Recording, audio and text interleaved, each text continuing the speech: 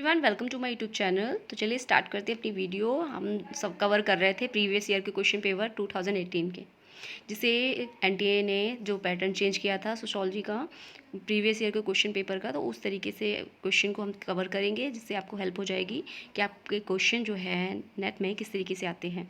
तो 25 क्वेश्चन हमने कवर कर लिए थे, ये 26 से मैं इसमें 25 तक कवर करूँगी।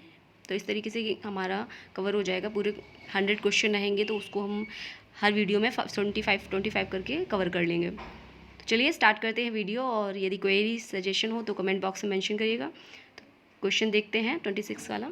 अभिकथन वर्ष 2014 में किए गए एक अध्ययन से पता चला है कि भारत में समुचित यौन उत्पीड़न की दर विश्व में न्यूनतम है। तर्क दिया हुआ है, अधिकतम मामले उत्पीड़नों की अनिच्छा के कारण संसूचित नहीं किए जाते। तो ऑप्शन दिए हुए हैं, कूट दिए हुए हैं, तो बता दिया। ए है गलत परंतु आर नहीं है। ए और आर दोनों सही है परंतु आर ए की सही व्याख्या नहीं है। ए सही है परंतु आर गलत है। ए और आर दोनों सही हैं, ए आर की सही व्याख्या है। तो इसका आंसर क्या होगा? तो इसका जो आंसर राइट होगा वो होगा हमारा 4 नंबर। आर और ए दोनों सही हैं तथा आर ए की सही व्याख्या है। नेक्स्ट क्वेश्चन देखते हैं। निम्नलिखित में से यह किसका विचार है कि सार्थक सामाजिक क्रिया में ऐसी कोई क्रियाविधि हो सकती है जिसमें व्यक्तिनिष्ठ अर्थ क्रिया का मार्गदर्शन करता है? ये जो कॉन्सेप्ट है ये किसने दिया है? ऑप्शन है टालकट पार्सन्स, कोहेन, सात्रे और मैक्स वेबर। तो बताइए जो इसका आंसर है। सामाजिक क्रिया की बात कौन करता है? तो ऑफ कोर्स मैक्स वेबर करते हैं सामाजिक क्रिया की बात। इन्होंने सत्ता की अवधारणा दी है और नौकरशाही जो सत्ता है उसके बारे में इन्होंने बताया है, और इन्होंने आदर्श प्रारूप के बारे में बात की है, और द सिटी जो बुक है इन्होंने लिखी है, और वर्ग व्यवस्था के बारे में इन्होंने बात की है, और जो स्टेज वाली होती है वो इन्होंने बात की है। और मैक्स वेबर की जो इम्पोर्टेंट बुक है वो है Protestant ethic and the spirit of capitalism. ये भी एग्जाम में पूछी जाती है। Economic and society max weber की ये बुक है, और सोशलॉजी ऑफ रिलीजन ये भी है, और from Max Weber essays in sociology 1947 में लिखी थी। तो ये सभी बुक्स वगैरह काफ़ी इंपॉर्टेंट है, और आप बुक को सीक्वेंस से याद करिए, क्योंकि एग्ज़ाम में अब सीक्वेंस भी पूछे जाते हैं कि पहली बुक कब लिखी, तो दूसरी सीक्वेंस में दे दिया जाता है, फिर आपको मतलब सीक्वेंस में रखना होता है। ऑप्शन दिए जाते हैं, 5-6 बुक दे दी जाती हैं, फिर सीक्वेंस उसमें सेट करना होता है। तो इस तरीके से क्वेश्चन अब बनते हैं। नेक्स्ट देखते हैं। नेक्स्ट क्वेश्चन है, वह विधि जिसमें जीवित व्यक्तियों की स्मृति वर्तमान तथा पूरा लेख के लिए संग्रह की जाती है? ऑप्शन दिए हुए हैं, विषय वस्तु विश्लेषण, जीवन वृत्त, व्यक्तिक अध्ययन या मौखिक वृत्त। तो इसमें जो है ऑप्शन हमारा होगा 4 नंबर, मौखिक वृत्त। नेक्स्ट क्वेश्चन है, मौखिक मतलब मुंह से।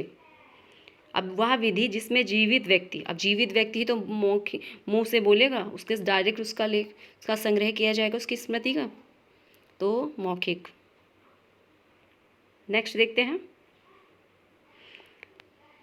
निम्नलिखित में से किस संदर्भ के अनुसार किसी घटना का अर्थ वस्तु में निहित नहीं होता बल्कि वह सामाजिक प्रक्रियाओं से उत्पन्न होता है?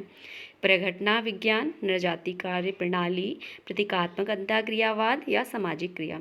जो क्वेश्चन है, निम्नलिखित में से किस संदर्भ के अनुसार किसी घटना का अर्थ वस्तु में निहित नहीं होता, वस्तु में निहित नहीं होता बल्कि सामाजिक प्रक्रियाओं से उत्पन्न होता है? ये जो बात प्रक्रियाओं से उत्पन्न होता है, प्रतीकात्मक अंतःक्रियावाद कहते हैं। प्रतीकों के माध्यम से, कहने का मतलब यह है प्रतीकों के माध्यम से प्रक्रियाओं, सामाजिक जो प्रक्रियाएं होती हैं प्रतीकों के माध्यम, सिंबल के हिसाब से जो चीज़ें दिखाई जाती हैं उसका अर्थ लिया जाता है। प्रतीकात्मक जो अल्बर्ट ब्लूमर हैं, जो प्रतीकात्मक अंतःक्रियावाद के प्रवर्तक हैं, मीड भी हैं। तो नेक्स्ट क्वेश्चन देखते हैं। अलेक्जेंडर ने संरचनात्मक प्रकारवाद की कुछ समस्या यहाँ पे थोड़ा सा गलत हो गया है। चलिए देखते हैं। समस्याओं को बताया है जिसको नव प्रकारवाद को पार पाना है, निम्नलिखित में से कौन सा उसके द्वारा नहीं बताया गया है। अलेक्जेंडर ने संरचनात्मक प्रकारवाद की जो कुछ समस्याओं को बताया है उसमें से कौन सी समस्याएं के बारे में उन्होंने बात नहीं की है।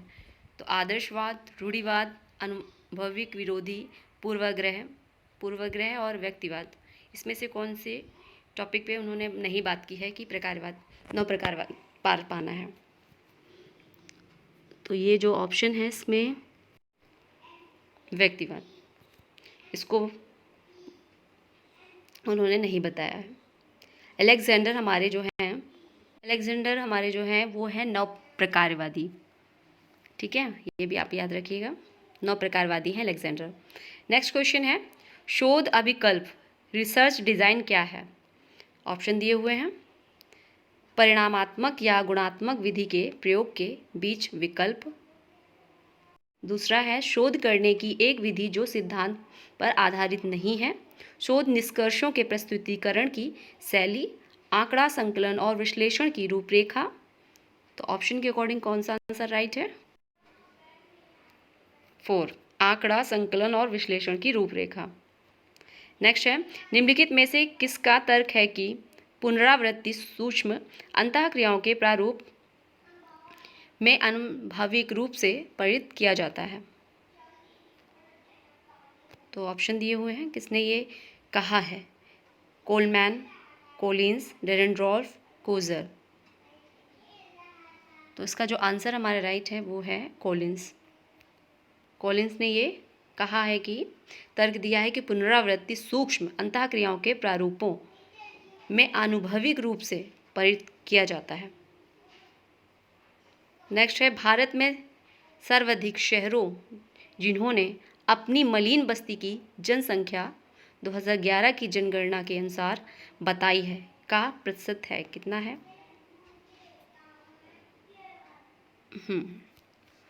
तो आंसर क्या राइट है इसमें का? तो इसका जो आंसर है, निम्नलिखित में से कौन सा विश्व व्यवस्था के सिद्धांत का भाग नहीं है। तो इसमें जो है विश्व श्रेणी का नगर, ये भाग नहीं है। बाकी जो है परिधि, केंद्र बिंदु, अर्ध परिधि, ये सभी दिया हुआ है। नेक्स्ट देखते हैं, किसने भारतीय सामाजिक स्थिति को समझने के लिए उपाश्रित परिप्रेक्ष्य का प्रयोग किया है? ड्यूमो, बोस, हार्डीमैन, घुरिये। उपाश्रित जो परिप्रेक्ष्य है, अधीनस्थ जिसे बोलते हैं और इंग्लिश में बोलते हैं सबर्डन प्रोस्पेक्टिव। तो उसके जो थिंकर हैं हमारे हार्डीमैन जी हैं। तो हार्डीमैन, और यहाँ पे यदि आपका भीमराव अम्बेडकर आते हैं तो वो भी हैं इसमें। तो ये आपको याद रखना है। इनकी जो मैंने वीडियो बनाई है, इनका पूरा जो भी कंट्रीब्यूशन इन्होंने दिया है तो अच्छे से मैंने एक्सप्लेन किया है। तो उनकी वीडियो यदि आपको देखनी है इनको डिटेल में, तो मैंने वीडियो बनाई है, तो आप उसे विजिट कर लीजिएगा। प्लेलिस्ट में है, और नहीं तो डिस्क्रिप्शन बॉक्स में मैं उसका लिंक शेयर कर दूँगी, तो वहीं से डायरेक्ट आप विजिट कर सकते हैं। बाकी ड्यूमो जो हैं, एन के बोस हैं, और जी एस घुरिये हैं। एन के बोस हमारे जो हैं वो हैं, एन के बोस जो हमारे हैं तो वो सिविलाइजेशनल प्रोस्पेक्टिव के हैं, सभ्यतात्मक। तो इनकी भी मैंने वीडियो के थ्रू पूरा एक्सप्लेन किया है, इनकी बुक्स वगैरह भी कंट्रीब्यूशन जो भी दिया है इन्होंने अच्छे से मैंने एक्सप्लेन किया, तो आप उसे भी देख सकते हैं। और जो ड्यूमो हैं और घुरिये जी हैं, ये हमारे इंडोलॉजिकल प्रोस्पेक्टिव को फॉलो करते हैं, जो भारतीय शास्त्र के उसको। चलिए नेक्स्ट क्वेश्चन देखते हैं, 36 नंबर। निम्नलिखित में से किसने मेलिनोवस्की की प्रकारात्मक अनिवार्यता के विचार का खंडन करके प्रकारात्मक विकल्पों की अवधारणा का प्रतिपादन किया है? तो किंग्सले डेविस हैं, मर्टन हैं, ब्राउन हैं, पार्सन्स हैं। तो बताइए, प्रकारात्मक विकल्पों की अवधारणा दी है खंडन करके मेलिनोवस्की के प्रकारात्मक अनिवार्यता की। तो ऑप्शन के अकॉर्डिंग क्या होगा? तो आंसर जो हमारा है वो है मर्टन। प्रकारात्मक विकल्पों की अवधारणा जो दी है मर्टन जी ने दी है।